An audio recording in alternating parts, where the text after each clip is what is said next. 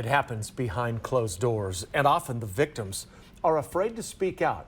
It's why domestic violence cases are some of the hardest to prove in court. And it's why many offend over and over again. In Kansas City, this is a concerning trend, especially when women dying at the hands of their abusers are at an all-time high. Tonight, KCTV5 Sharon Chen shares the stories of two women stuck in the middle and looks at one new solution to make sure justice is served.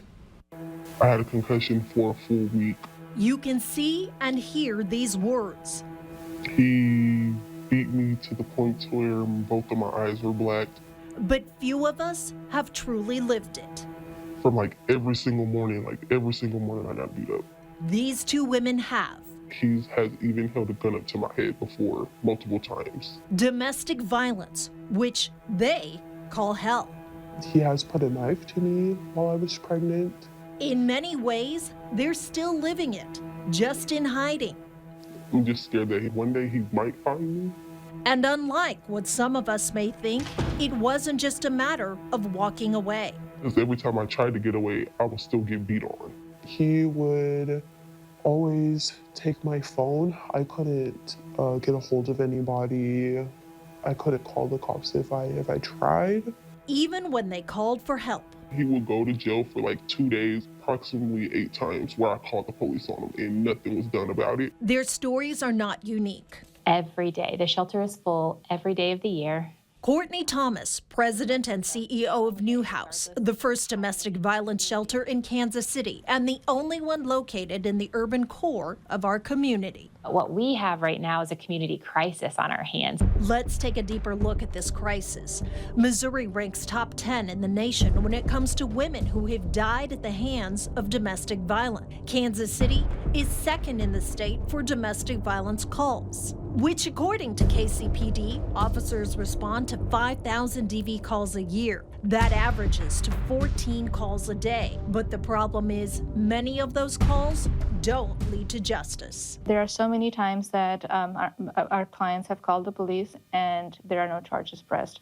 No charges, or ones with little consequence, resulting in a violent, vicious circle. The lack of consequence for abuse in our community, I believe, perpetuates the problem. Enter Jackson County Prosecutor Melissa Johnson. Now, she's only been on the job since January, but she's already taking a new approach to this very big problem. Her solution?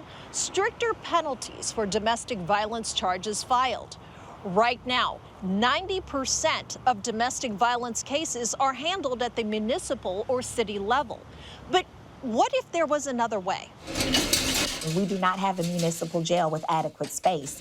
And so that revolving door is just more and more frequent. Prosecutor Johnson plans to close the door by bringing stricter penalties, up to and including felony charges. What I am trying to do is route more of those cases and bypass the municipal level entirely. Get it to the state level where we do have a jail, where we do have consequences with more teeth. And so the idea is by making the punishment stricter, this would deter offenders. Correct, and prevent them from returning back into the spaces where they are harming individuals. For those who have suffered at the hands of abusers, a tougher punishment brings a sense of hope.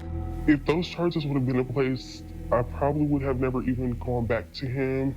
I want to think that this will work. I've been failed so many times, so many times. The stricter penalties are already in play. It started with Prosecutor Johnson sending out this letter to all Jackson County law enforcement agencies, detailing every single DV offense and ordering that all cases be routed through her office. Sharon Chen, KCTV5 News.